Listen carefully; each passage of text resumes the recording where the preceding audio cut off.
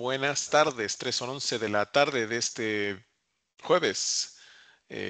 Hoy estamos en esta presentación, jueves 11 de septiembre de 2025, estamos en esta presentación que se llama Recomendaciones para escribir un artículo científico. Recomendaciones de un explicador, tengo que decirlo. No me Para nada me puedo asumir como una eminencia en la escritura científica ni alguien que hace investigación todo el tiempo. Me considero un explicador, alguien que ha estado en contacto con las academias, que está en contacto con las editoriales y que sabe cómo funcionan estos procesos. Así que lo que hoy te voy a decir no es un taller de escritura científica, pero sí una sesión que te puede abrir digamos, la perspectiva de lo que debería de ser si es que tú quieres dedicarte a esto. Por eso antes es muy importante identificar o desarrollar esta, em, este elemento, el pensamiento crítico. El pensamiento crítico, recordemos que es este proceso intelectualmente disciplinado de análisis, síntesis, conceptualización, evaluación y probable aplicación de las cosas que recibimos, la información que recopilamos. Hay veces que nos llega información a partir de lo que observamos, lo que vemos, lo que experimentamos, lo que pensamos, lo que razonamos, y otras veces te llega información de parte de alguien más, en este caso, tu servidor Alfonso Hernández, pues en realidad te quiere compartir una perspectiva, te quiere compartir ideas, y tú sabrás, ojalá, que después de este proceso intelectualmente disciplinado, tú sabrás si me usas como una guía, como una creencia, como una acción, una puesta en acción, aunque también se vale decir, según esta descripción de Paul Glaze, pues se vale decir también lo desecho. No me gustó nada esta sesión, me hicieron perder mi tiempo, Alfonso no sabe nada de esto, te desecho. Ojalá que no, porque la idea es compartir contigo esto que hemos ido adquiriendo a lo largo de los años y que te sirva, ¿sale? Ojalá que te sirva poquito, mucho o todo lo que hoy te voy a platicar, ¿vale? Y es que hablar sobre la redacción científica, pues es hablar mucho sobre esta gran descripción que hace McKerrow. Es el resultado de una mente clara que aborda un problema claramente formulado y llega a conclusiones claramente enunciadas. ¿Qué palabra crees que es la que es muy determinante en esta definición que nos hace McKerrow? Estarás de acuerdo conmigo que la palabra es claridad. Si tú como científico, que ojo, no porque ustedes estén en el área de derecho, que es sociales, económico-administrativas, son científicos, porque a través del método científico, ustedes, o con rigor académico científico, ustedes van a emitir algo, ¿es cierto? Así que no, el científico no es solamente la persona que está en el laboratorio, que tiene bata blanca y que tiene los pelos parados. No, un científico puede ser alguien que a partir de un rigor académico, un rigor científico, ustedes pueden dar claridad con algo que escriba. Si tú te enfocas en dar claridad a tus usuarios, estás haciendo ciencia. Si tú te enfocas en ser claro en tus ideas, en ser claro en lo que determinas, en darle claridad a los que te leen, estás haciendo ciencia de la mejor, ¿eh?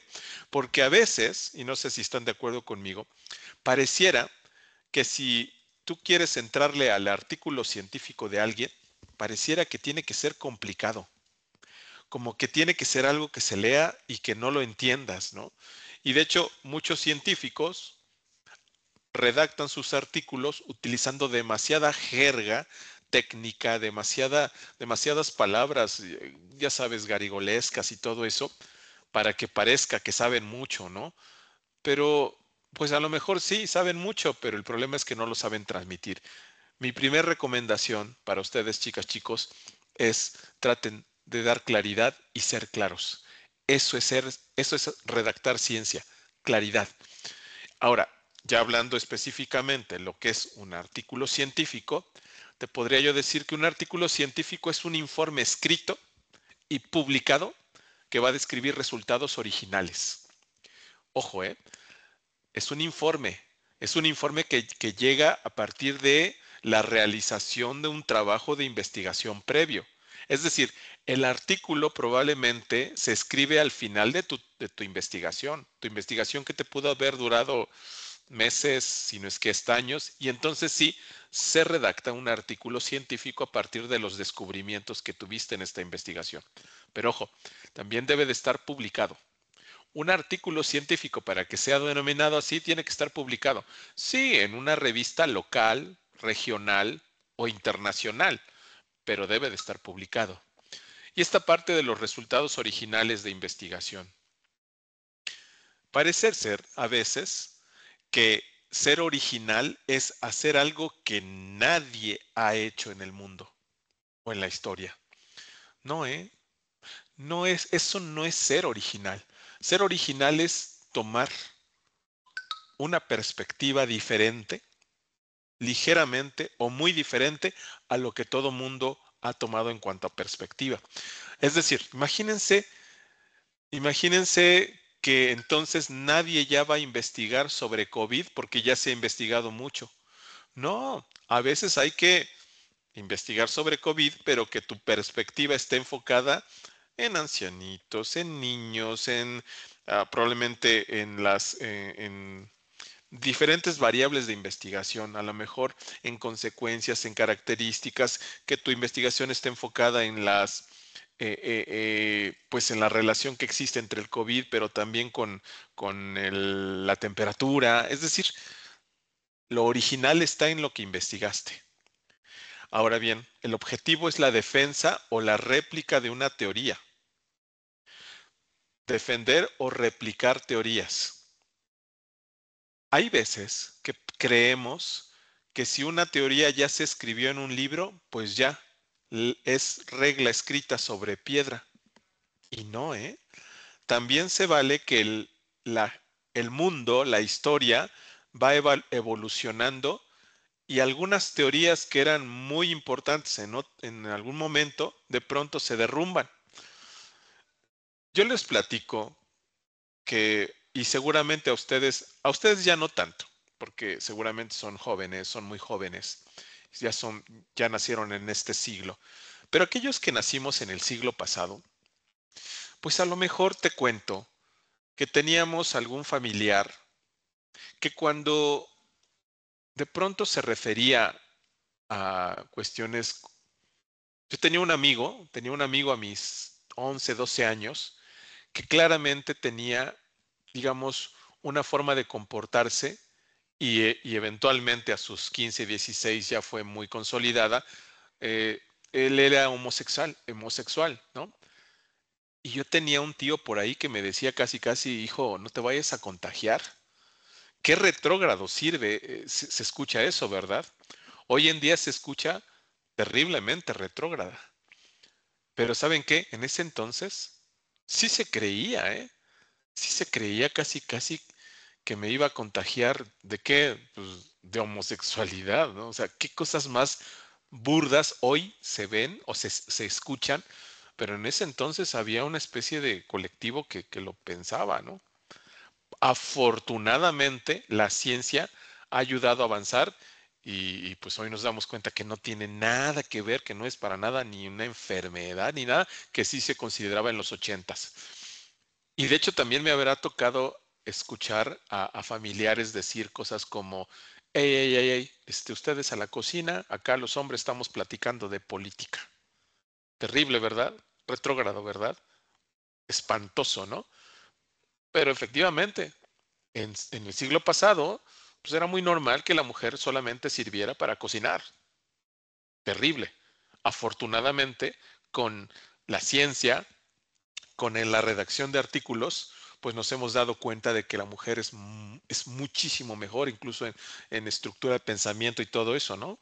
Eh, entonces, afortunadamente hemos avanzado en el conocimiento, porque un artículo científico permite avanzar en el conocimiento. Cuando haces ciencia, pues ayudas a que la sociedad avance y dejemos de pensar en cosas como las mujeres no votan porque no pueden elegir a sus votantes. Bueno, hoy estamos siendo gobernados por una mujer, ¿no?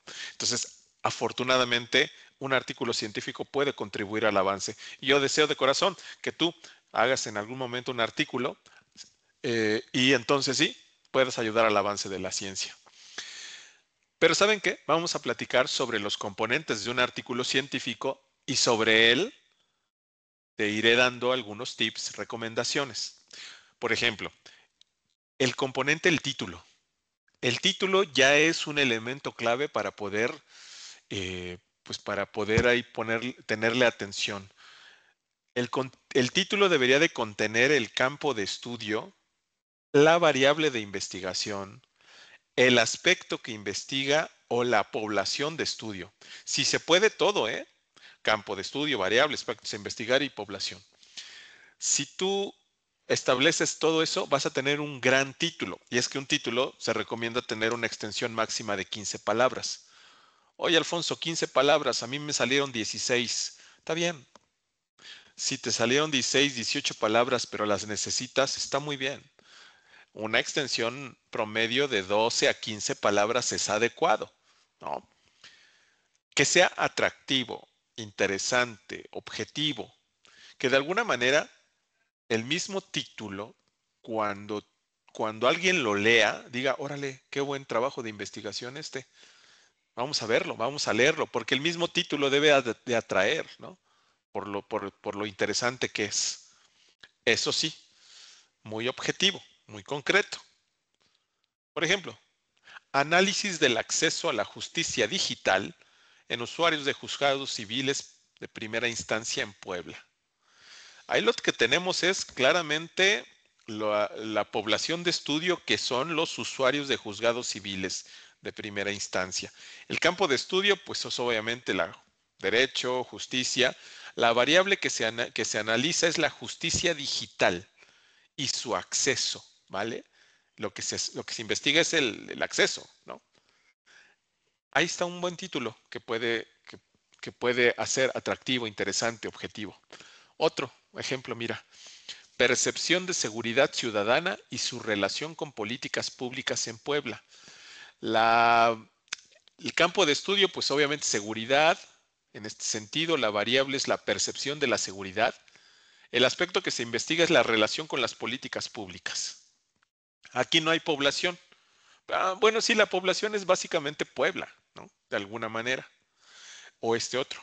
Impacto de la inteligencia artificial en la predictibilidad de sentencias de amparo indirecto en materia fiscal.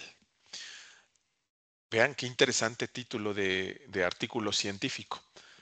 El campo de estudio, pues es derecho. La variable que investiga es la predictibilidad de sentencias de amparo. El aspecto que investiga es la inteligencia artificial y materia fiscal, y la población de estudio en realidad acá no lo tiene. Pero vean qué interesante es cuando podemos meter al menos 3 o 4 de estos elementos o componentes, porque hace un buen título de investigación, atractivo, interesante y objetivo. Pasemos a la parte de autores. Los autores o la parte autoral es bien importante también. Viene en la portada normalmente de cualquier artículo científico, viene justo debajo del título. Dice que lo más recomendable es mencionar su afiliación institucional.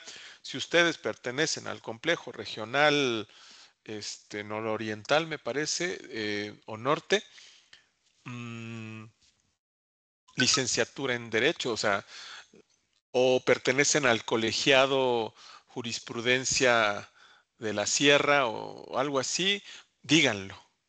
O obviamente ustedes pertenecen a la Benemérita Universidad Autónoma de Puebla, también hay que decirlo. Si lo consideran prudente, también deberían de integrar el correo electrónico del investigador líder, el investigador principal. Normalmente un artículo lo hace un equipo de trabajo. Es muy complicado que lo haga un lobo solitario, ¿no? Que sí lo hay, por supuesto, pero le va a llevar más tiempo. Pero normalmente lo hace un equipo de trabajo en donde hay un investigador líder o un líder del trabajo. Por lo menos de él sí hay que meter su correo electrónico. También es conveniente que ingresen el ORS ID. El ORS ID o el Open Research Contributor, ¿no? El identificador de investigador y contribuyente abierto.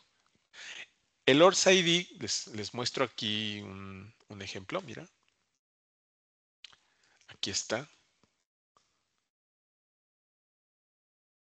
Este es ORS ID. Y este es mi ORS ID, mira. Es un text, es esto, ¿no? Es como una especie de código. Ahí está mi nombre, mi ORS ID, mi información personal, mis sitios, mi biografía, empleo, mi formación, los, pues, los momentos o los proyectos en los que me he encontrado y ya, es como una especie de tarjeta virtual digital, se vale ingresarla. Por cierto, es cierto, permítanme. Sí sería conveniente que si lo quieres generar, pues vayas a orsid.org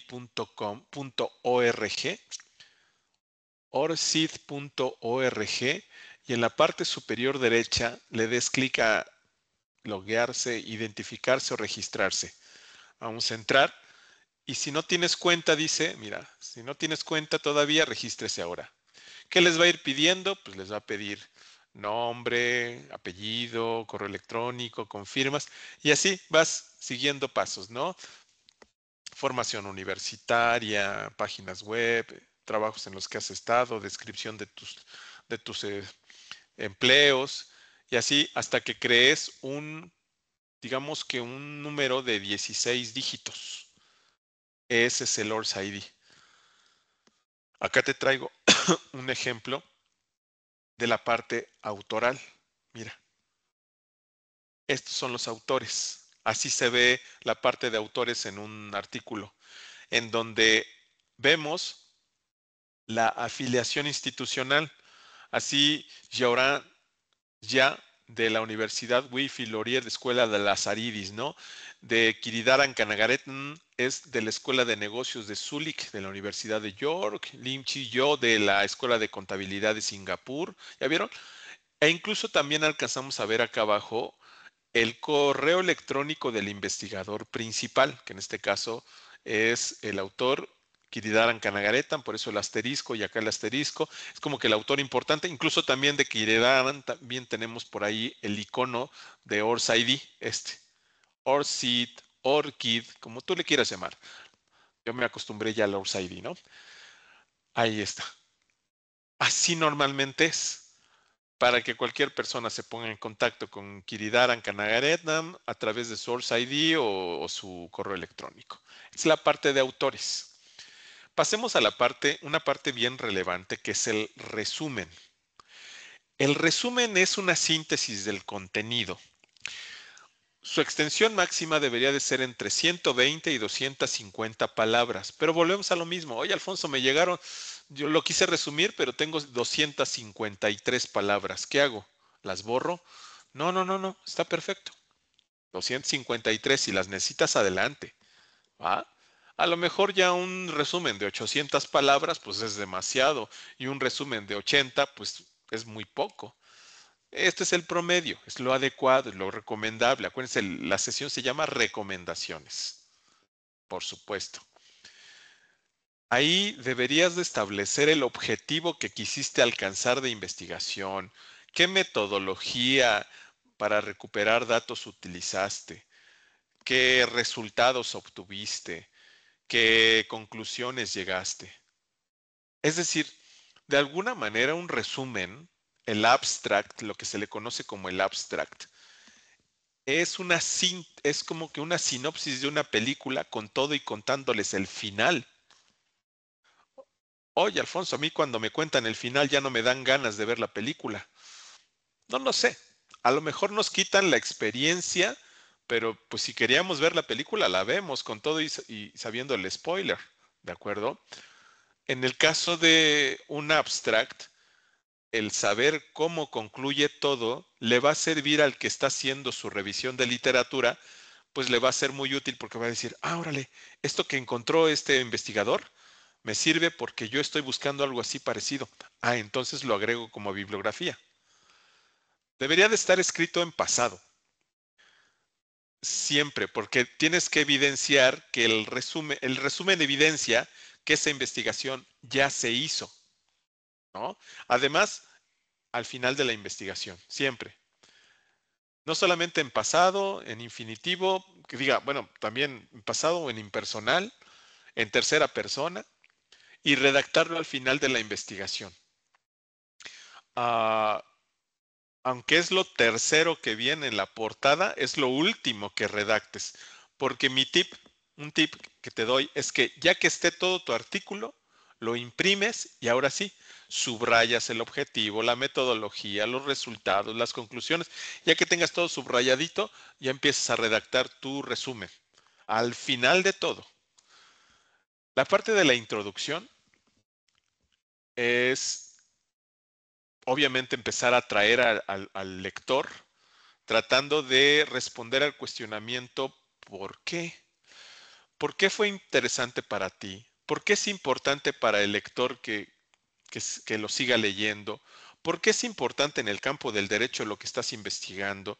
Pero también por qué es importante con otras disciplinas. ¿Qué interés provoca? No, no solamente en el contexto de las leyes, los abogados, los tribunales. En una de esas lo que estás investigando le puede ser muy útil a un ama de casa, a un maestro, a un diseñador, a un arquitecta, a un médico, ¿no?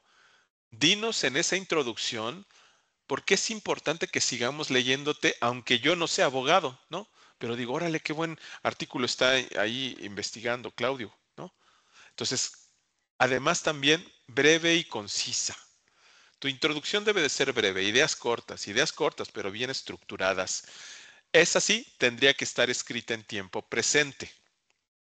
Es decir, de alguna manera evidencia que ese problema que estás intentando solucionar hoy en día es un problema de actualidad. Hoy en día es un problema relevante. ¿Cómo lo relacionas con otros estudios? Porque, insisto, si tú solamente como licenciado en Derecho, como abogado, estás pensando que solamente te lean abogados, híjole, pues va a ser un nicho muy pequeño. Lo ideal sería hacer un documento en donde trates de encontrar la relación con otras disciplinas. Y en una de esas te haces brillante y te haces un autor relevante para ingeniería química, para ingenierías mecánica, para un diseñador, para un arquitecto, para una psicóloga. ¿De acuerdo? ¿Qué implicaciones teóricas y prácticas va a tener en caso de que tengas éxito? En la misma introducción vas estructurando ahí la parte de, bueno, esto que estoy haciendo podría ayudar, podría coadyuvar a este elemento o a este otro, podría ser referente para esto y el otro y el otro. ¿Qué implicaciones va a tener a futuro? Ahí nos tienes que mencionar los objetivos que quieres alcanzar, las hipótesis que quieres, que estableciste desde tu principio y ya, ya. Entonces, esto en cuanto a la introducción. ¿Va? La introducción nos va a seguir atrayendo a la lectura. Es ahí donde viene pues todo lo que tiene que ver con la estructura del marco teórico para ver qué ideas se estaban ya escritas por otros autores y cómo se relaciona con otros estudios y el interés que provoca en el área. Luego viene ya la parte más técnica, la parte de la metodología. La metodología de recolección, de alguna manera, recolección de datos, por finalmente la investigación es eso, es mirar, descubrir, ¿no? Por ejemplo, las variables que tú quieres establecer de investigación. Ahí te pongo ejemplos, miren. Una variable es efectividad de la justicia restaurativa. Otra variable, eficacia de las reformas penales. Otra variable, percepción de seguridad ciudadana, ¿no? Son variables de investigación y puedes tener muchas en el campo del derecho. Debido a que yo no soy especialista en derecho, yo te pediría que en conjunto, así en equipo, digan, oye, ¿en qué variables podemos tener? Variables de investigación, es decir, sobre un mismo campo de estudio, ¿cuáles son sus diferentes variaciones o variables de investigación? También tienes que integrarnos a quiénes son tus participantes, es decir, en la parte metodológica nos tienes que indicar cuál es tu población de estudio. Yo te pongo ahí ejemplos, miren. Estudiantes de Derecho de la UAP es una población de estudio. O comunidades indígenas de la Sierra Norte de Puebla, otro campo de estudio, otra población, perdón. O jóvenes infractores entre 18 y 25 años. Es el bloque sobre el cual estás realizando tu investigación. Tribunales regionales de cuarto circuito, perdónenme si estoy diciendo una bobada, pero pues tribunales federales de Puebla. Ah, bueno, pues entonces haces tu población de estudios son esos 14 tribunales federales. No sé si haya más o menos, no sé, pero espero que se entienda la idea, ¿no? ¿Cómo recolectaste la información? En la parte de metodología nos tienes que decir qué proceso llevaste. ¿Hiciste una investigación de campo, documental, hiciste entrevista, encuesta? No sé. Nos tienes que contar cómo definiste la muestra. Ok, de los estudiantes de Derecho de la UAP, me creé una muestra de 100 estudiantes de Derecho de la UAP. Ok, bueno, ¿cómo lo definiste? ¿Por qué 100? ¿Por qué no 200? ¿Por qué no 100? ¿Por qué no 50? ¿De acuerdo? ¿Cómo definiste esta muestra? Recuerden, los elementos indispensables para la parte de metodología es el diseño de la metodología de recolección. Es decir, es aleatorio porque a lo mejor en redes sociales o en una página web publicaste un enlace a un quiz, a un cuestionario, a un formulario para que cualquier persona que te viera te contestara, pues es aleatorio. No sabemos quién te contestó, ni cuándo, ni cómo.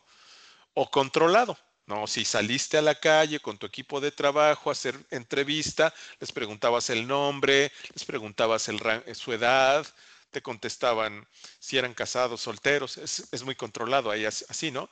Si es un estudio prospectivo, es decir, fuiste a una biblioteca, buscaste los libros publicados de 2001 al 2010 sobre derechos humanos. Ah, bueno, pues entonces, eso es un estudio prospectivo. Hiciste ensayo clínico, saliste con tu iPad a hacer encuesta rápida, no lo sé. Eso es el diseño de recolección de datos. ¿Cuál fue tu entorno? Ah, no, lo hicimos por las tardes en Teciutlán o lo hicimos en 3 ciudades urbanas, durante los meses de septiembre y octubre de 2023. Nos tienes que decir el entorno en el que trabajaste, laboraste, qué intervenciones tuviste. ¿Fueron intervenciones técnicas porque utilizaste dispositivos o usaste algún elemento electrónico, usaste computadora, hiciste mediciones, pruebas, ¿no? Todo eso nos los tienes que decir en la parte metodológica, porque de alguna manera quienes te van a leer son gente que quiere hacer investigación como tú y tú les das ideas de alguna manera. Nos tienes que contar también el análisis estadístico de los datos que obtuviste, ¿no? Es muy importante la parte metodológica, es probablemente la parte más técnica. Pero, por ejemplo, si dijiste que fuiste a hacer un análisis cualitativo sobre este tipo de cosas, dile a la gente que es un análisis cualitativo. Cita a algún autor que haya escrito sobre análisis cualitativo para que la gente diga, ah, órale, cualitativo es de calidad, la calidad de sus respuestas y yo hice un análisis a partir de cómo me respondían. Ok, análisis cualitativo, gracias, ya lo entendí. De ahí se refiere la claridad, aunque tengas que usar jerga técnica o metodológica, pues vas a tener que explicarlo. Luego vienen los resultados. Los resultados van a ser relevantes para justificar tu artículo, ¿eh? Porque, de hecho, la gente, normalmente cuando estamos haciendo revisión de bibliografía, miramos el título, por ahí leemos un poquito el abstract y luego nos vamos a ver si hay una gráfica, si hay una foto, si hay una tablita para entender los resultados. Por eso recomendamos mucho usar tablas, usar gráficas para que así quien vea esa tabla y esa gráfica diga, wow, sí le entiendo, lo uso de bibliografía, cito perfectamente a Miguel Méndez, ¿no? Lo cito porque usó una tabla que luego la entendí. Eso hagan. Decidir qué presentar, eso sí, porque no se trata de tener 14 tablas, ¿no? 14 gráficas. No, vamos a saturar de tanto. A lo mejor con 3, 4 es suficiente de tablas en un artículo científico. Con 3 o 4. Ser objetivo. No manipular datos. No se trata de ganar.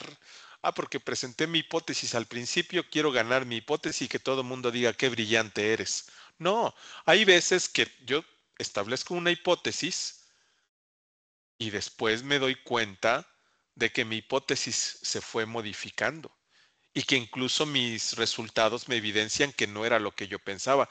Eso también se vale y de hecho es muy enriquecedor, ¿no? Darnos cuenta de que ciertos paradigmas no es lo que creíamos, ¿no? El clásico paradigma, ¿cierto o no? Los chicos de hoy ya traen el chip de la tecnología y ya saben utilizar las bases de datos de la biblioteca digital. No, ¿eh? Te lo puedo garantizar que probablemente saben utilizarlo igual o peor que un docente cincuentón. ¿Ok? ¿Por qué? Porque una cosa es que usen la tecnología y otra cosa es que sepan utilizarla, ¿no? Entonces, hay veces que hay que ser muy objetivo y encontrar los datos a partir de eso.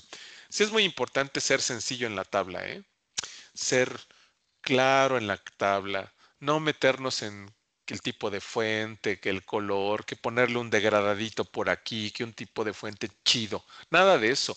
Seamos simples como esto. Miren, gráfica 2, rango de asistencia escolar en inmigrantes y nativos tejanos, de los 6 a los 20 años por región de 1850 a 900. Y ahí están 3 regiones, el sur, el centro y el oeste de Texas. Y de cada región nos dice que hay 2 columnas, inmigrantes y nativos, y nos habla de un porcentaje. Es decir, que en el sur de Texas, cuando se empieza a medir en los 50, 19% de inmigrantes y 22 de nativos, es decir, a la par. Pero al siguiente década bajó a 6 y 9.3, es decir, algo sucedió en los 60s y 70s del siglo antepasado que en el sur de Texas dejaron de ir a la escuela. Curiosamente, nos damos cuenta que en el centro de Texas, que empezó muy bajo con 2.1 y 14.7, aumentó a 10 y 11% y luego a 15 y 20%. Claramente ahí puedo imaginar o intuir que los escolares del sur tuvieron que migrar al centro de Texas, por decirlo, sin que me lo hayan dicho, pero yo más o menos viendo cómo se mueve la tabla, puedo intuirlo. Eso es algo sencillo, fácil de ver, como se dan cuenta. Es una tabla simple, sencillita. La discusión o las conclusiones. La discusión o las conclusiones van a ser importantes, pues se van a resumir los datos. O sea, tú investigaste y encontraste datos. Ahora, haces el análisis de los datos, redactas las conclusiones. Ojo, el análisis, ¿quién lo hace?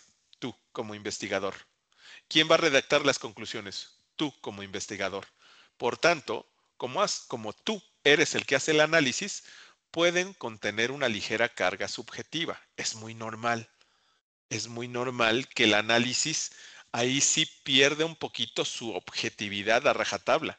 Y ya de alguna manera el análisis, como tiene un poquito de ti, pues a lo mejor puede tener una ligera tendencia a tu forma de ser o de pensar.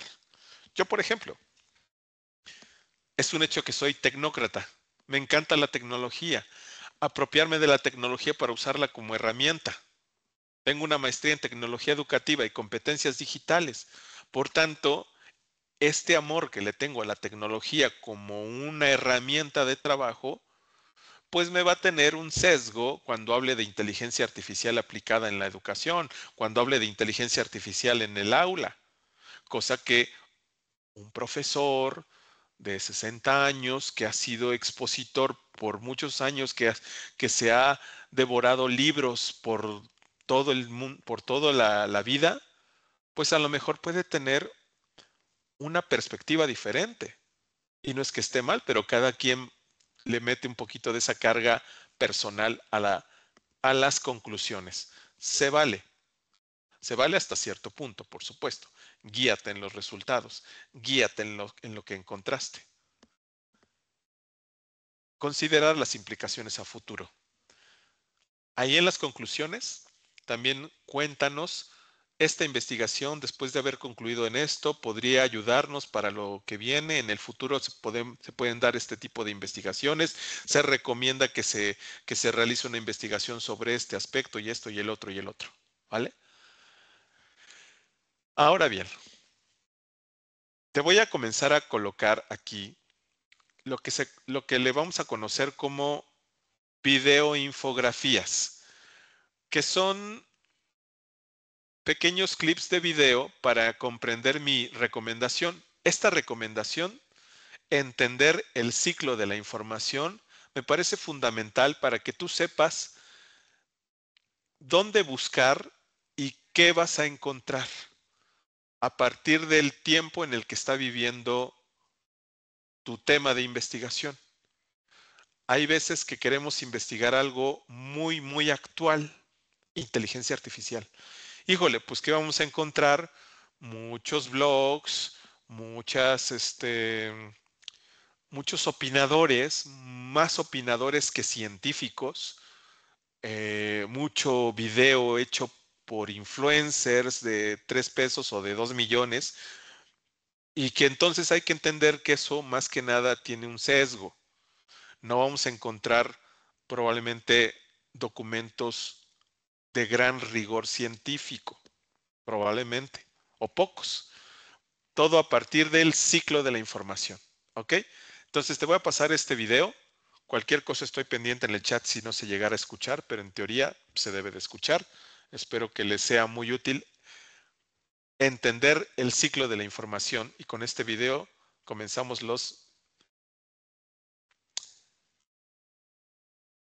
Entendiendo el ciclo de la información. Imaginemos que para nuestra clase utilizamos recursos escolares como artículos académicos, libros impresos y electrónicos, con tal de abordar el rol de las redes sociales cuando el movimiento Me Too comenzó denunciando la agresión y el acoso sexual. Utilizamos Google Search y aunque apenas el movimiento comenzó en el 2017, ya encontramos más de 23 millones de resultados. Esto puede ser emocionante y acudimos a nuestra biblioteca digital para buscar con la misma frase y nos percatamos que solo contamos con poco más de unos centenares de opciones. Por ello, es muy importante comprender el funcionamiento del ciclo de información para no llevarnos estas sorpresas. Lo primero que debemos considerar es qué tipo de información necesitamos y en qué formato. El ciclo de la información es una sucesión de la cobertura mediática de algún evento de interés público, lo que significa que la información se encontrará disponible en diferentes formatos en los siguientes días, semanas, meses y años después de sucedido tal evento. En ese 15 de octubre de 2017, las redes sociales estallaron y eventualmente la noticia fue cubierta en internet, televisión y la radio. Era el momento para entender quién, qué, por qué y dónde sucedió.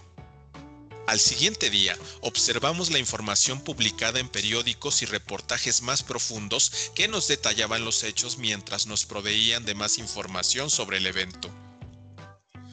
Posteriormente, las revistas cubrían las secuelas y el impacto social y cultural mientras nos detallaban con mayor análisis aquello que ya había pasado. Como te das cuenta, estos formatos tienen audiencias muy generales y tardan entre 6 meses y un año para que la comunidad académica los arrope y comience a escribir sobre ellos. Los artículos académicos proveen de un extenso estudio del evento y proporcionan sustento a sus argumentos a través de investigación empírica y teórica. Estos artículos serán revisados por pares, lo que implica que su credibilidad y precisión van a ser observadas por comunidades académicas. Eventualmente, al paso de los años, comenzamos a observar publicaciones escolares o libros que profundicen sobre el tema. En ese mismo periodo, de ser necesario, se comienzan a hacer disponibles cambios en políticas públicas, legislación y análisis estadísticos. El ciclo de la información nos demuestra cómo la investigación es constante. La creación de la información como un proceso evidencia que el formato, objetivo y la distribución son consecuencia de otros formatos que le precedieron. Así que cuando busques información para soportar tu investigación, recuerda cuándo ocurrió el evento, qué tipo de información se encuentra disponible y qué formatos soportan tu investigación de manera adecuada. Muchas gracias.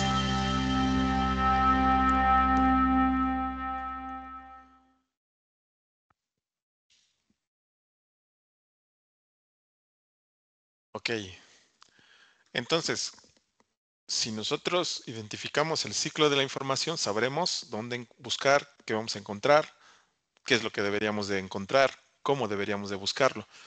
Eh, Así que cuando hagan su tema de investigación sabrán a dónde ir, en qué parte o de la biblioteca digital, o en un blog, o en un sitio normal, o en la biblioteca, probablemente físicamente.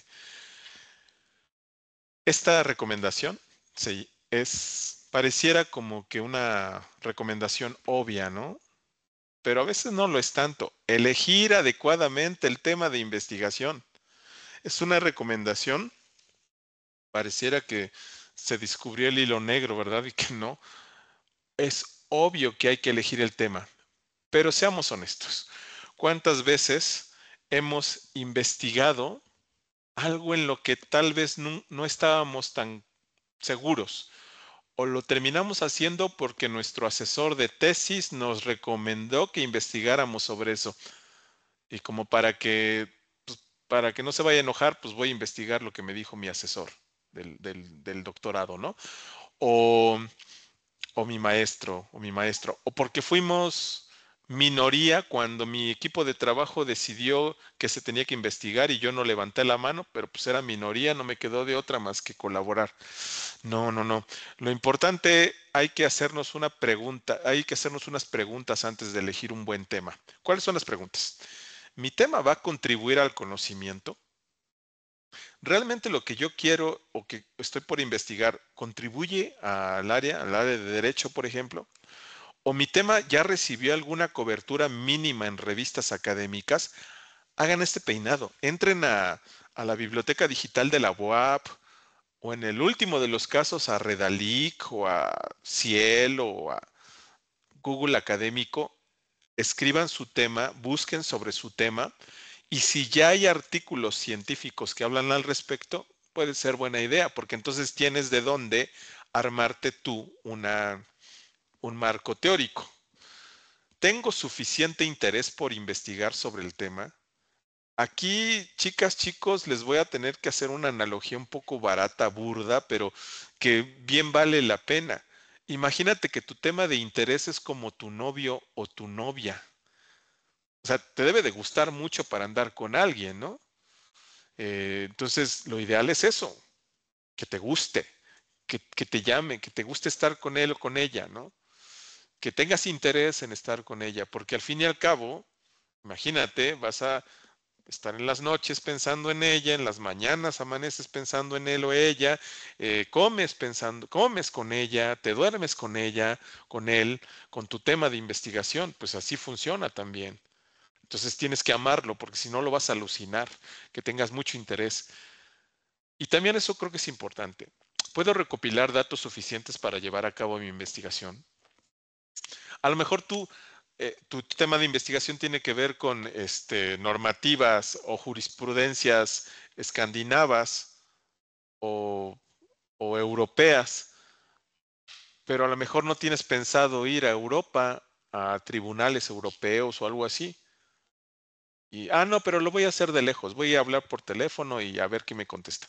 Eso no es recopilar datos suficientes. A lo mejor lo ideal es que te vayas a los lugares en donde sí vas a estar presente físicamente y donde sí puedas realizar tu investigación, que tengas datos suficientes, que puedas recopilar datos suficientes, que sepas que que cuentes con la biblioteca digital de la UAP y entonces que tu matrícula está perfecta y todo eso, ¿no? O sea, cuando ya tienes eso resuelto, adelante, puedes llevar a cabo tu investigación. Y para eso te traigo esta video recomendación cómo escoger un tema de investigación. Esto espero que ayude mucho, les dé mucha luz para que cuando tengan que pensar en un tema, no olviden estas recomendaciones.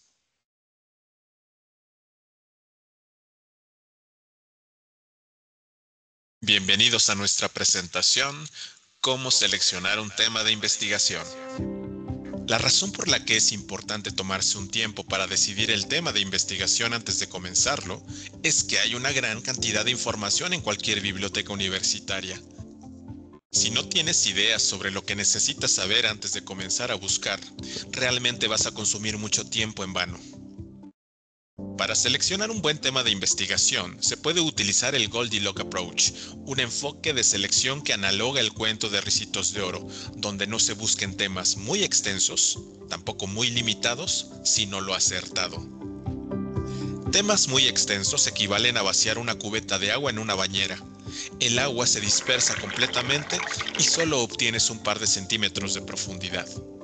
Por ejemplo, energías alternas, outsourcing, son temas interesantes pero con demasiadas especialidades y disciplinas. No hay forma para que cubras ese tema con tanta información en un trabajo de investigación. Si lo intentaras, no podrías desarrollar significativamente cada aspecto particular de ese tema porque hay muchísimo que cubrir. Tu investigación sería muy extensa y superficial. Por otra parte, temas que son muy concretos son como una gota de agua. Por ejemplo, cómo los tipos de energías alternativas que se emplean en Oregon afectan a los productores de maíz genéticamente modificado en el territorio de Dubuque, Iowa. Los temas muy concretos conllevan mucha frustración al investigar, porque casi nadie ha escrito al respecto. Es muy complicado escribir porque no hay mucho que decir. Tú necesitas un tema que sea el acertado. A eso nos referimos. Este es un claro ejemplo de un tema que es muy extenso. Bastantes cosas han pasado en Irak el año pasado. Disturbios civiles, política exterior con países vecinos y Estados Unidos, el clima, muchas cosas han sucedido en Irak para cubrir en una investigación. Este es un ejemplo de un tema muy limitado. Podrías encontrar las cifras y redactarlas, pero ¿de qué más podrías escribir en el resto del documento? Esta pregunta requiere investigación para responderla, pero no es buena opción para investigar más allá. Prácticamente es resolver un problema matemático. Este es un ejemplo de un tema en el que estamos todos de acuerdo. No encontrarías expertos que estarían en contra de la primicia. Otro claro ejemplo de un tema muy limitado, donde realmente no habría diversidad de opiniones sobre el mismo. Busca temas que pudieran ser controversiales, en donde expertos puedan discrepar. Aquí hay una buena propuesta para generar controversia, pero deberás ser muy cauteloso debido a que nadie puede predecir el futuro. Este es un muy buen tema. Podrías investigar sobre los efectos en los trabajadores sindicalizados y llegar a una conclusión sobre si es bueno o malo tener este tipo de representaciones. Incluso podrías enfocarte en una clase de trabajador público o en un sindicato. Realizar comparaciones con aquellos que no están representados o comparar también entre sindicatos. Pero más allá de preguntarte si tu tema de investigación es muy extenso o limitado o adecuado, deberás responder esto. ¿Y qué más? No se trata simplemente de desarrollar el tema o considerar algunos datos sobre una persona o grupo de personas, pues usualmente la gran mayoría queda conforme con ello. Tú necesitas ir más allá y hacer algo de pensamiento crítico sobre los datos que has encontrado. Así que, ¿cómo podría empezar? Muchos estudiantes comienzan con temas muy extensos. Usemos el sentido común y pensemos en un área de interés y a partir de ello realicemos un cuestionamiento. La técnica de las 5 W podría generarte una tormenta de ideas para limitar las respuestas y ser más específico en la definición del tema. Por ejemplo, estableciendo el de consumo de energía en Google, algunos quienes pueden ser los empleados, subsidiarias que gestionan los servidores, legisladores de políticas públicas, ambientalistas, empleados de servicios públicos. Aquí te muestro los dóndes. Una instalación de energía solar que Google ayudó a construir en el desierto, un cuarto de servidores de la empresa, Cuando comienzas con esta técnica, notarás las debilidades que puedas tener en algunas de las W. Por ejemplo, si te sientes inseguro en los cuándos, te darás cuenta lo ambiguo que puede ser establecer tiempos como el pasado, presente y futuro. Si no puedes ser específico con la técnica, te recomendamos realizar más investigación. ¿Cómo lo harías? Bueno, te recomendamos buscar mayor información y cuáles son los resultados que se encuentran al inicio de una búsqueda de Internet. ¿Podría usar la Wikipedia para mi investigación? La respuesta es generalmente no, debido a que cualquiera podría editar o cambiar la información en cualquier momento. Pero ahora mismo, cuando estás tratando de definir un tema de investigación, en realidad es un buen momento para usarla. Puedes emplear la tabla de contenido para identificar algunas W y seguir los enlaces externos y referencias de otras fuentes. Por último, si puedes hablar sobre tu tema de investigación por al menos un minuto sin parar, entonces estás listo para formular tu cuestionamiento, porque significa que sabrás encontrar el marco teórico para una buena pregunta de investigación. ¿Y de dónde vendrá ese marco teórico? Googlealo, utiliza fuentes académicas, bibliotecas digitales, habla con expertos, sigue las noticias. Realiza una buena búsqueda documental para facilitar la redacción de tu pregunta de investigación, con lo que será más fácil y eficiente tu proceso, ahorrando además tiempo a tu exploración documental y de campo. Muchas gracias y mucho éxito.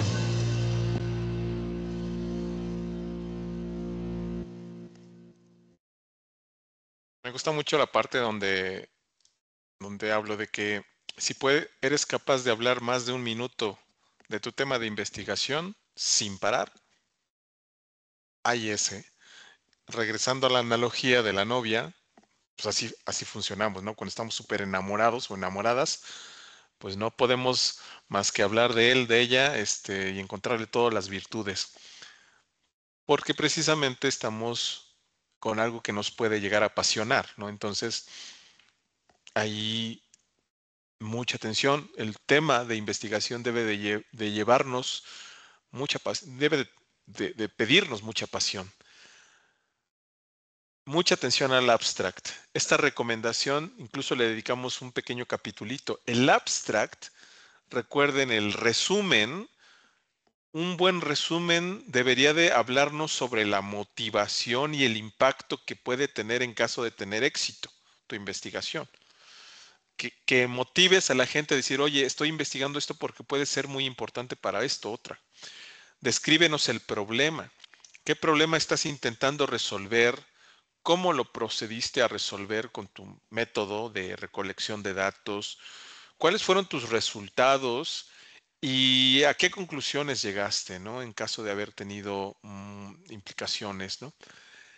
Si todo esto, motivación, descripción del problema, métodos, resultados y conclusiones, los tienes bien apuntalados en tu resumen, será un muy buen resumen. Recuerda que el resumen está en la portada, entonces el resumen tiene que llamar a la gente a seguir leyendo. Es decir, un resumen no debería de incluir información que no está en el estudio. Por eso yo te decía que lo hicieras al final. Ya cuando tienes tu estudio hecho, tu artículo redactado, entonces sí, metes toda la parte del resumen. Al principio comienza lo más relevante. Esto más relevante va a traer a la gente, va a traer, órale, este tema, actualmente esto pasa, actualmente, y entonces de alguna manera eso ayuda a hacer un gancho a nuestros lectores. Redacten en tercera persona y tiempo pasado. Es decir, se realizó o impersonal, se realizó o realizamos, encontramos o se encontró, descubrimos o se descubrió. Eso ayuda mucho a esa parte impersonal para que el lector diga, lo piense en abstracto. Traten de no usar mucho lenguaje técnico. A veces es eh, imposible no usar lenguaje técnico, más cuando estás hablando de la parte de los resultados, pero trata de no abusarlo. Evitar siglas o acrónimos, ¿no? Nadie va a saber que TSF es el Tribunal Superior de la Federación, ¿no? Bueno, pues a lo mejor dilo, o que UNAM es la Universidad Nacional Autónoma de México. A lo mejor tú y yo lo sabemos, pero un peruano o un alemán que está leyendo tu texto traducido, pues no lo ha de saber. Entonces habrá que decirle que Infonavit es el Instituto Nacional de Fomento a la Vivienda de los Trabajadores, paréntesis, Infonavit, bla, bla, bla, ¿vale? No, no siglas, no acrónimos preferentemente. Tampoco hay que evitar también expresiones subjetivas. En este maravilloso trabajo de investigación, en este sinfín de datos, en esta problemática rampante que encontramos. O sea, no usen cosas subjetivas, más bien tratan de ser objetivos, frases cortas pero completas. Y aquí traigo un, em, un resumen. Se me olvidó. Cambiarle el título. El título no es diversidad genética y estructura. No, el título no lo cambié. Pero miren, ahí les tengo el resumen. La, la creciente saturación del sistema penal tradicional y su limitado éxito rehabilitatorio motivaron este estudio, cuyo éxito podría reorientar políticas públicas hacia modelos más humanos y efectivos con ahorros sustanciales para el sistema. Es decir, empiezo con lo más relevante. Este estudio que hice podría implicar ahorros sustanciales para el sistema penitenciario, ¿no? Ahora, digo de lo que trata mi investigación. Se investigó el problema de la alta reincidencia en jóvenes infractores procesados por la vía penal convencional. Luego hablo de la metodología. Para resolverlo, se implementó un método cuasi experimental longitudinal comparando la tasa de reincidencia a 24 meses, entre un grupo de 120 jóvenes que participó en un programa de justicia restaurativa. Ese es el grupo experimental. Y un grupo de control de 115 jóvenes procesados por el sistema penal tradicional, apareados por edad, género y tipo de delito. Es una, una tasa de comparación entre quienes participaron en el programa de justicia restaurativa con el sistema penal tradicional. Te meto a la cárcel y llevas tu condena y ya es todo, ¿no? Ahora, ya vienen los resultados. Los resultados indicaron que el 22% del grupo experimental reincidió, 22%, frente a un 45% del grupo de control. Es decir, del, de, del grupo que nada más fueron controlándolo, 45% reincidió, pero el grupo experimental, 22%. Es decir, hay una reducción a partir de la justicia restaurativa. Dice además, el 87% de las víctimas en el grupo experimental reportó una percepción de reparación satisfactoria, comparando con un 35%. Es decir, los que se quedaron en la cárcel vieron, el 35% vieron que pues hubo una reparación, que hubo una buena percepción. Pero en el caso de los que sí estuvieron en el grupo experimental, el 87% de las víctimas, ojo, dijo que bueno, está bien, fue una reparación satisfactoria.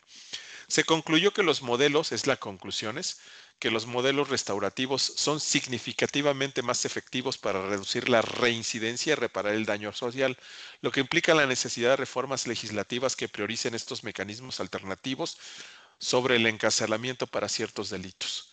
O sea, hay veces que el mismo encarcelamiento hace que la gente que no era, lo sea, ¿no? Reincidente, delincuente, ¿no?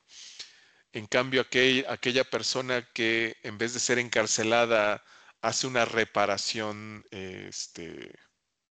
satisfactoria, pues ya no reincide y percibe que hay eh, pues que hay un control ahí en ese sentido. Esto es un buen resumen, ¿de acuerdo? Un resumen que llama y la atención para saber qué es lo que pasó, cómo llegaron a ese 87% de víctimas, ¿no? Que dijeron que se reparó satisfactoriamente. El resumen entonces es eso. Y algunos me dirían, bueno, ¿y si no voy a escribir un artículo? A mí nada más me invitaron acá, pero yo nada más quiero hacer mi tesis. Ah, bueno, pues ahí está. Justamente un artículo de investigación es un informe científico que comunica resultados originales. Sirve para difundir el conocimiento. El artículo va a servir para que difundas lo que encontraste. Sus componentes son estos: título, autores, abstract, introducción, discusión, metodología, resultados y discusión o conclusiones y las referencias. Es decir, el artículo de investigación es lo que hemos visto hasta ahorita, con estas partes. Pero si no vas a escribir ciencia, no vas a hacer redacción de artículo científico, puede ser que hagas una tesis de tu licenciatura o de tu posgrado, que básicamente es un trabajo de investigación que demuestra tus competencias académicas. Recuerden que lo académico viene de academus, el lugar donde se aprendía y se enseñaba. Entonces, todo lo que tiene que ver con academia es lo que tiene que ver con el proceso de enseñanza-aprendizaje. Es un requisito para obtener un título académico, demostrar capacidad de investigación, y sus componentes son muy similares. Así que si hoy estás viendo esta sesión, a lo mejor no te sirve para un artículo, pero sí te puede servir para tu tesis, porque igual tiene portada, igual tiene una introducción, un marco teórico, metodología, los resultados de tu trabajo de investigación y tus hechos, conclusiones, referencias y pues si diferencia de que este puede tener anexos. Como te das cuenta y cuando comparas un artículo científico y una tesis de licenciatura o posgrado, pues prácticamente tienen los mismos componentes. Entonces, esta sesión espero que te sea muy útil. Y la última video recomendación. Nosotros no escribimos pues para pasar el grado o para tener aspiración a ser investigadores ni. No, realmente se supone que si nosotros nos colocamos en el punto de ayudar a que avance el conocimiento y darle claridad a nuestros usuarios o lectores, por tanto, hay que considerar la revisión por pares, porque los pares son la gente que te va a revisar y que te va a decir, buen artículo que se publique, mal artículo, dile que gracias. Los pares son muy importantes en la gran mayoría de las revistas, así que hay que considerarlo. Vamos a ver qué es la revisión por pares.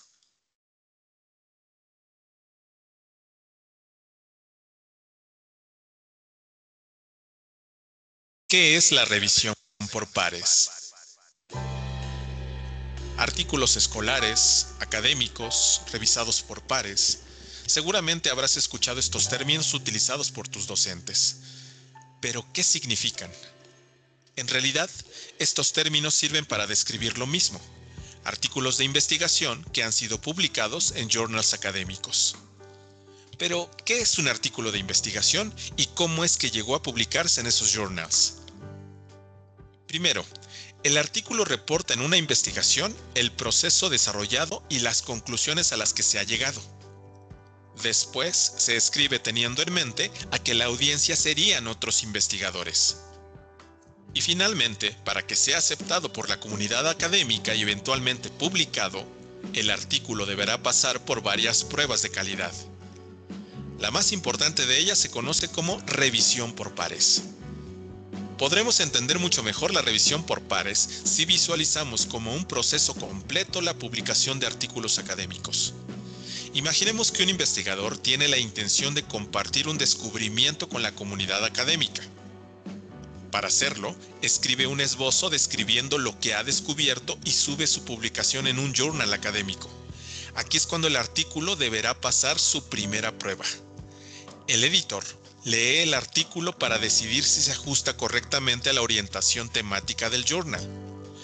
Si es así, envía copias del mismo artículo a un grupo de expertos para evaluar su calidad en lo que se conoce como revisión por pares. Esta es la segunda y más importante prueba. Estos expertos son los autores pares, dado que trabajan en el mismo campo de estudio y podrán realizar un buen juicio sobre el artículo. Cada uno de ellos evaluarán el artículo respondiendo preguntas para juzgar la calidad e importancia de la investigación. Preguntas como ¿de qué trata esta investigación? ¿Es interesante? ¿Es importante? ¿La metodología es correcta? ¿Las conclusiones son lógicas? ¿Y es original lo que se descubrió? Basados en las respuestas, los revisadores deciden si el artículo es útil para publicarse en el journal y envían recomendaciones al editor si es que aprobaron la publicación o la han rechazado. Incluso si han aprobado la publicación del artículo, usualmente solicitan al autor realizar algunas revisiones. El editor, sin embargo, tiene la última palabra para decidir si es publicado, revisado o rechazado. El rechazo de artículos es un evento común, porque las revistas más prestigiosas son muy selectivas sobre los artículos que publican. Por ello suelen tener altos índices de rechazo. Algunos journals llegan a tener hasta el 90% de los documentos que reciben. Desde el momento que el investigador subió el artículo hasta el día en que se ha publicado, podrían pasar algunos meses e incluso años.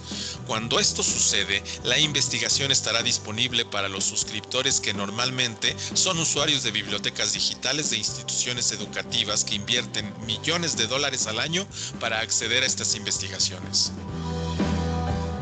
Por cierto, como cualquier sistema establecido, la revisión por pares también es blanco de críticas. Por ello, la academia sigue buscando las formas para mejorarlo. Así que ya lo sabes, si necesitas información relevante y actualizada, no hay nada mejor que los artículos de investigación que se publican en journals académicos. El proceso de revisión por pares te lo puede garantizar. Muchas gracias y mucho éxito.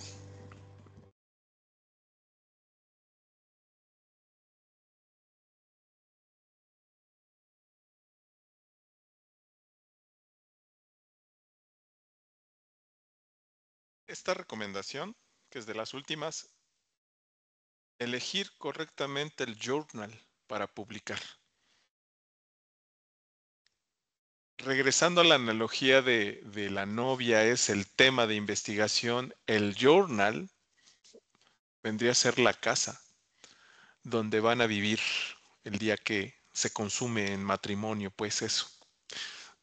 Es decir, normalmente uno no se casa con la novia o el novio y a la salida de la iglesia dice, ¿y ahora dónde vamos a vivir? ¿Verdad que no? Normalmente ya lo tenemos listo.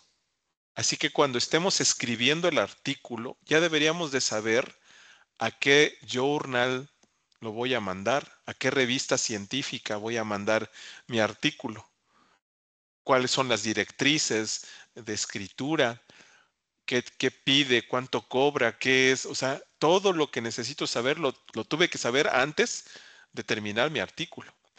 Por eso la recomendación, como en la boda, mientras estás haciendo los preparativos de boda, ya sabes dónde te vas a ir a vivir, ya sabes, ya tienes la casa, ya tienes adelantado los meses de tu casa rentada, ya sabes, ya arreglaste el cuarto de la casa donde vas a vivir, ¿de acuerdo? Pues aquí igual en el journal tenemos que hacerlo, que hay que considerar para saber en qué, dónde vamos a vivir. Bueno, relevancia del tema, que la revista científica y esté enfocada en lo tuyo, es decir, una revista científica o revista académica especializada en derechos humanos, en derecho, en jurisprudencia, en normativas legales, ¿no? Por ejemplo, en tu caso sería. También hay veces que muchas revistas tienen lo que se conoce como un factor de impacto. El factor de impacto es un cociente numérico que se da a partir de la cantidad de artículos publicados dividido entre la cantidad de citas que tiene esta revista científica, con lo cual sacamos un cociente. A mayor cociente, más alto cociente, la revista científica puede tener más factor de impacto, porque la están citando mucho. Menor factor de impacto, pues casi nadie la lee o casi nadie la cita.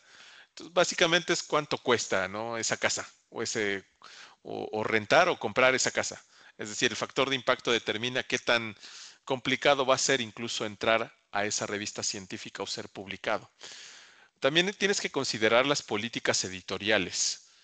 O sea, por ejemplo, te van a revisar pares, si es acceso abierto, si tienes que pagar, si es modelo híbrido, y todo esto ahorita lo vamos a ver, no se preocupen. Entonces, estas tres cosas son importantísimas, que tenga que ver con el tema de investigación que estás armando, el factor de impacto, si es que lo tiene, y ubicar las políticas editoriales.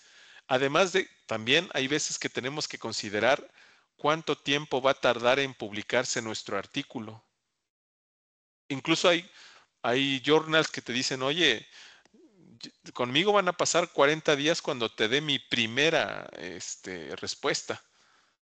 O sea, la primera respuesta a veces es, ya recibimos tu artículo, ya lo vamos a empezar a checar. Hay veces que esa es la primera respuesta, entonces también tienes que considerarlo. Ahora, para eso les traigo algunas herramientas como la Biblioteca Digital de la UAB y otras tantas que vienen en este Qtli. Te lo voy a compartir aquí en el chat.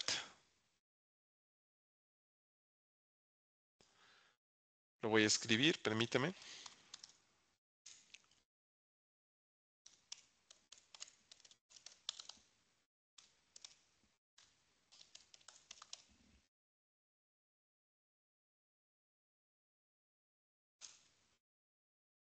Este te va a llevar a esta ventanita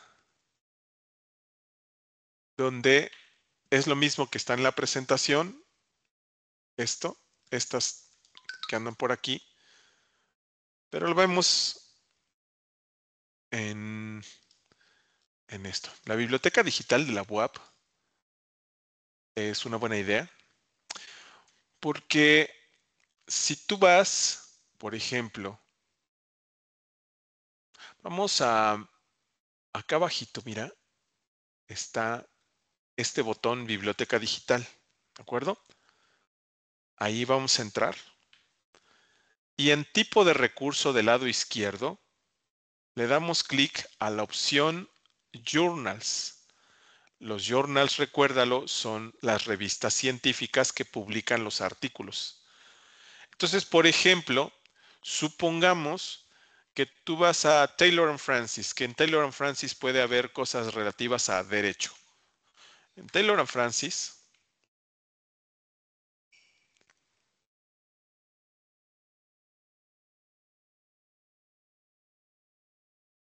vamos a entrar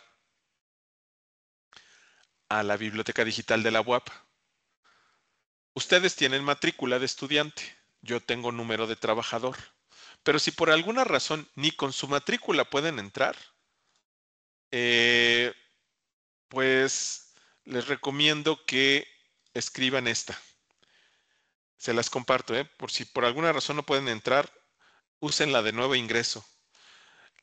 Son las iniciales de nuevo ingreso NI, 2025 el año que estamos viviendo y las primeras 4 letras de la palabra temporal. Esta NI 2025 Temp, que te lo comparto ahí con todo gusto. Digo, finalmente ya está activa y no veo la razón por la que no te la comparta, aunque ya me dijo la doctora que ustedes ya van en semestres avanzados, pero pues no está por demás que la sepan. Es una contraseña temporal que yo creo que va a estar activa por un par de meses más. Y de hecho, tiene el área de derecho, mira. Sí existe el área de derecho en los journals de Taylor & Francis online, ¿no?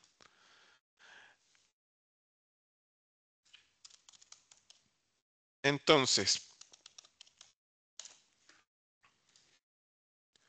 vamos a suponer que estamos buscando algo relativo a...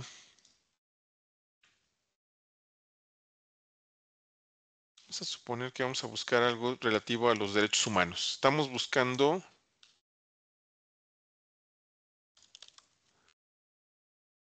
Derechos humanos. Es mi tema de investigación. Estoy hablando de justicia a víctimas de, no sé, violación, pero particularmente en los derechos humanos, ¿no?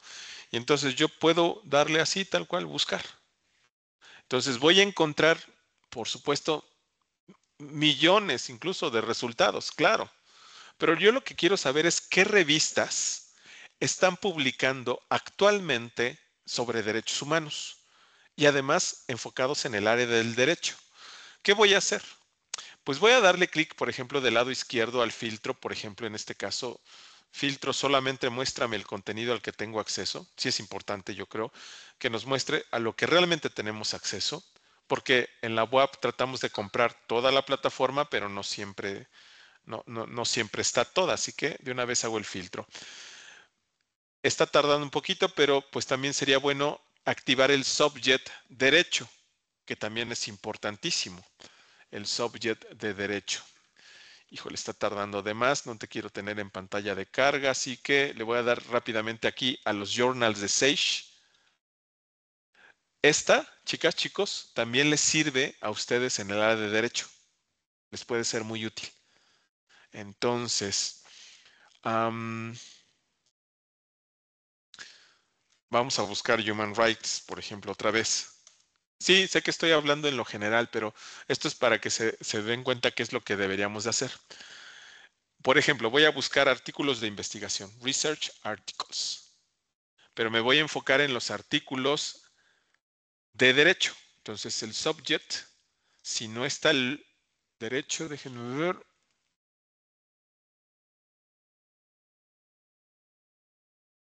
Acá está, miren.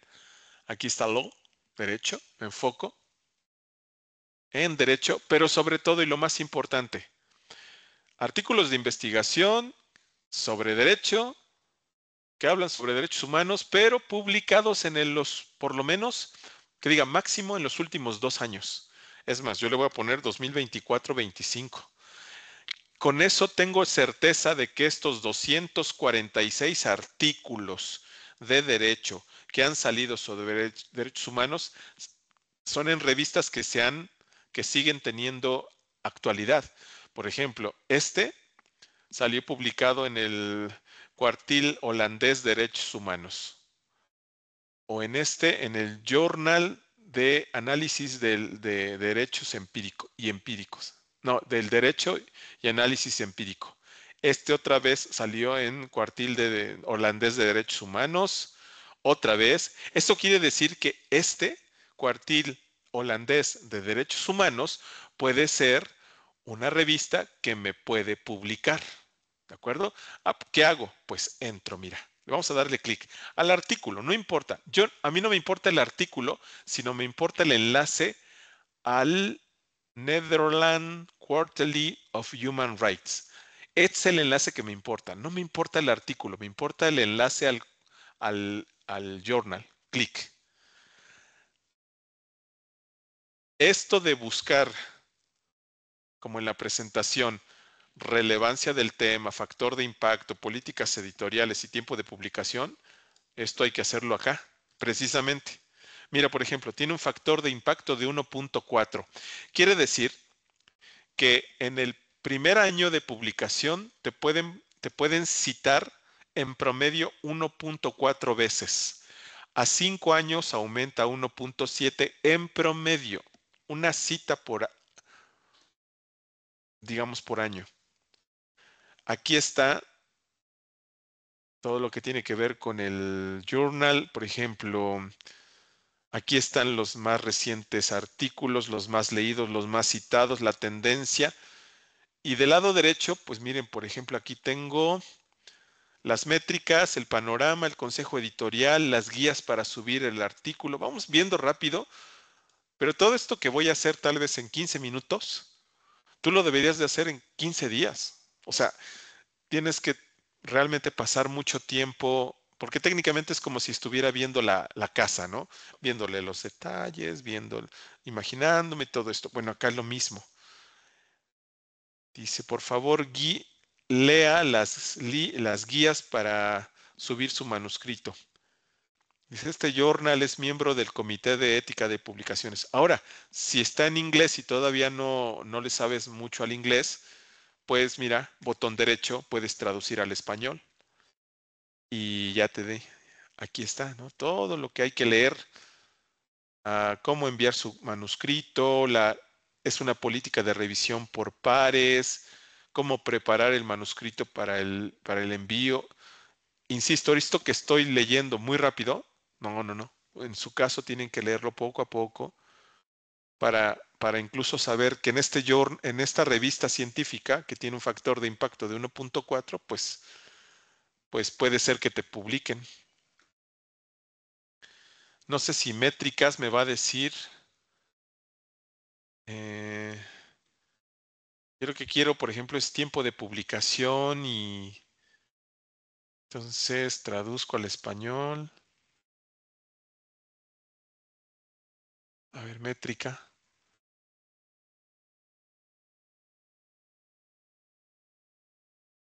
Como se van a dar cuenta ahorita que entre otra, a ver en Taylor and Francis cómo vamos. Híjole, ya se cerró Taylor. Y esta es muy buena, de hecho, Taylor and Francis, pero tiene este detallito de los filtros.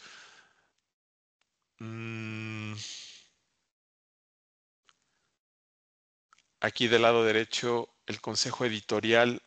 ¿Quiénes van a ser los que te van a revisar? Catherine Fortin de Holanda, Naomi. Todo esto es saber y conocer. Si te van a cobrar, si no te van a cobrar, si va a ser revisión por pares. O sea, 6 journals es una de ellas. O, por ejemplo, pues tal vez en Emerald busco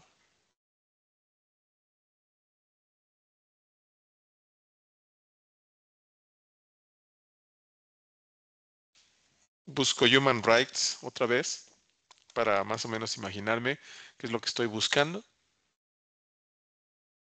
Aquí de este lado está el Journal Articles. Aquí está. Busco artículos de investigación. Busco a lo mejor el subject, pues me enfoco en el derecho. Acá está, ¿no? El subject de derecho. Y aquí, y tal vez también necesito filtrar por rango de publicación, es decir, artículos de investigación publicados del el último año, ¿no?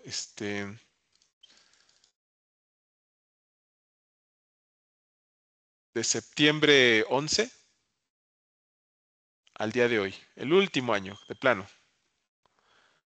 Eso quiere decir que estos artículos que son los que se han escrito en los Proceedings of the Institutional Civil Engineering. Ok, esto no sé si me pueda servir. Este es el journal. Proceedings of the Institution of Civil Engineering. Oh, pues sí, es la misma. Híjole, creo que esto no. También es derecho y procedimientos, administración, procedimiento y derechos. Vamos a ver. Vamos a entrar al journal. Clic. Aquí está el journal, Proceedings of the Institution of Civil Engineering Management. ¿Qué tendríamos que ver? Mira, aquí está. Cómo subir un journal acerca de este journal, el journal home, los números. Ahora vamos al journal home. Clic. Acerca de este journal. Bueno, aquí dice que son los más leídos. El consejo editorial está indexado en Scopus, en Dora, Clarivate, ahí dice. Además, acerca de este journal, About this journal, vamos a darle clic.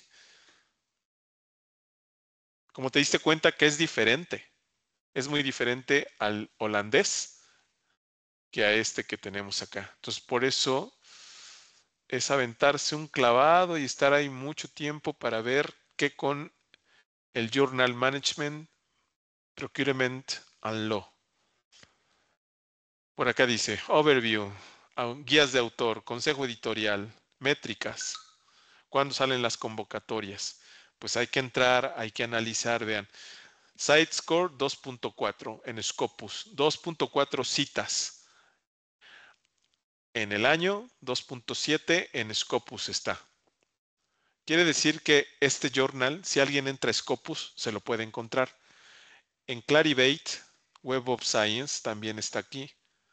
1.1. Acá lo encuentran menos que en Scopus. A 5 años, 1.4. Por acá dice, mira, tiempo de publicación. Ay, perdón, pero es que quiero acercarme, pero tiempo de publicación, 70 días. Ojo, tiempo para que te digan su primera decisión, 70 días.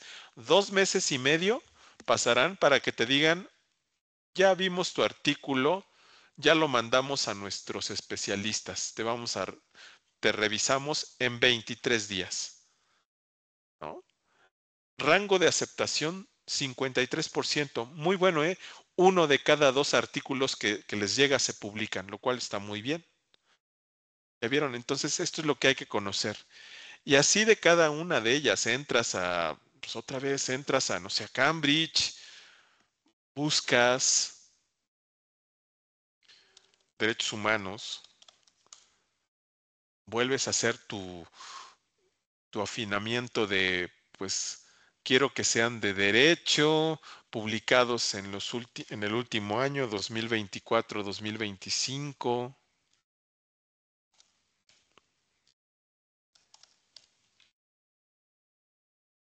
y que además sean artículos de investigación y que tenga yo acceso.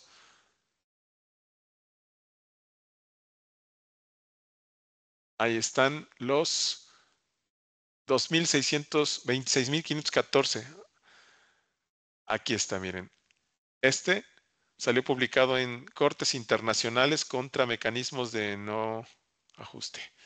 Este salió en un libro. Me faltan los artículos. Entonces, artículos.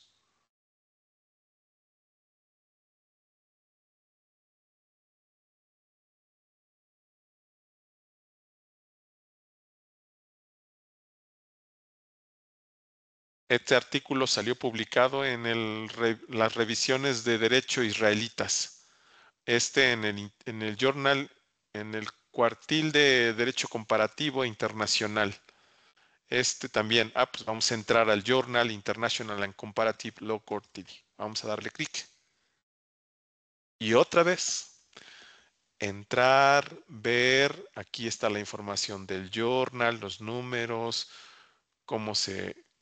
todo esto, que no hay de otra, chicas, chicos, que perder horas, no perder, pasar horas viendo quién es el consejo editorial, cómo te contactas con ellos, las métricas de la revista. Vean, por ejemplo, estoy entrando a las métricas de esta revista International and Comparative Law y me dice por ahí que 2 citas a 2 años en promedio, 29 artículos publicados el año pasado.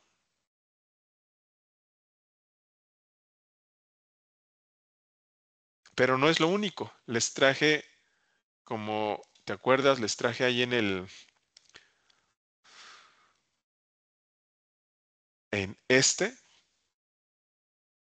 tienen la forma, por ejemplo, miren, acá está el con Receipt, revistas arbitradas. Les va a ser muy útil. O el Latindex, porque son revistas mexicanas o latinoamericanas de todas las áreas. Entonces, por ejemplo, aquí está el listado de las revistas mexicanas. Donde dice con Receipt, revistas arbitradas, vean, ahí están todas las revistas del año 2021. No han actualizado. Pues es que imagínense, 2021, ciencia, CONACYT y todo esto que le han hecho a la ciencia en los gobiernos actuales, este y el anterior. Lo último que obtuve de actualización es el 2021, pero a ver si vamos a ver. Ciencias sociales. Si quieres otra área, aquí están los filtros. Pero está bien, sociales. Sociales y multidisciplinarias. Aplicamos. Vean, está estudios políticos, estudios sociales, gestión y política pública, la revisión de derecho mexicano, el de la UNAM, del doctor John Mill Ackerman. John Ackerman es el mismo, ok, o es su papá, o quién. México y la cuenca del Pacífico. A ver, estas son las revistas mexicanas. Entonces, por ejemplo, tú quieres publicar en Noesis, Revista de Ciencias Sociales y Humanidades de la Universidad Autónoma de Ciudad Juárez. Bueno, aquí está el enlace, mira, del lado derecho. Entonces le das clic y vamos a ver para entrar a la revista mexicana, que a lo mejor por ahí se trata, ¿eh? Puedes empezar en lo más regional y poco a poco ir haciéndote prestigio para algún día publicarte en una revista internacional. Pero mira, acá está la revista Noesis. Bueno, pues acá también ha de haber, aquí está el botón acerca de, digo, para que te pongas en contacto, quién es el consejo editorial, cuáles son las directrices editoriales sobre la revista. ¿Ya vieron?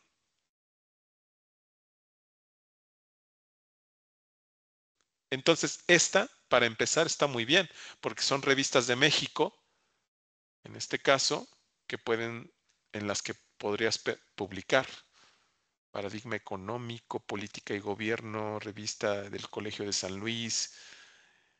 Entonces, por ejemplo, ya, revistas de estudios en Derecho a la Información, tienes el enlace, entras, creo que entré a otro, pero bueno,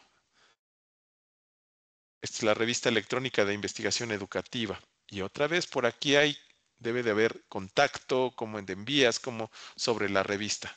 ¿Ok? Por eso, estas herramientas que hoy te compartí te van a ser muy útiles para, pues, decidir cuál es la mejor revista en la que puedas publicar. Y concluyo con los consejos generales. Recuerden planificar su contenido. Siempre ten a la mano una agenda por ahí, en el carro, en la oficina, porque siempre se te puede llegar a ocurrir algo de tu investigación y que sería bueno apuntarlo, ¿no? Una bitácora en Excel, algo así. Planificar siempre todo lo que haces. Alfabetízate. Tal vez esta sesión te ayudó un poquito para alfabetizarte sobre conocimiento en lo general. Busquen un título atractivo para tu artículo científico, presenten un buen resumen, pidan opiniones sobre lo que están haciendo e investigando. No nada más a docentes o investigadores, también se vale pedir una opinión a mi primo, a mi familiar, a mi mamá, a mi papá, porque ellos te pueden dar de pronto un enfoque diferente a lo que tú ya estás muy acostumbrado. Usen gestores de referencia como Mendeley, Zotero, EndNote, porque de alguna manera eso te va a quitar la parte de la gestión de referencias, la bibliografía, ya te quita esa carga, digamos, mental. Revisen, vuelvan a leer el artículo, no den por hecho que ya está perfecto, siempre se nos van dedazos, faltas de ortografía y todo eso. Comprueben la originalidad de sus ideas en Turnitin, Authenticate, que son herramientas que tenemos en la UAP. Pónganse en contacto con nosotros para correr su tesis o su trabajo de investigación y verificar que todo esté bien, o con sus profesores. De hecho, sus profesores, muchos de ellos tienen cuenta de Turnitin que nosotros les hemos dado. Soliciten apoyo especializado, tal vez este fue un apoyo especializado, quisiera pensarlo, ¿no? Y exploren la revista que seleccionen. Todos esos consejos en lo general, pues les va a ayudar, les va a dar mucha tranquilidad. Para mí ha sido un gusto acompañarles en esta sesión, esperando que en lo general haya sido ilustrativa.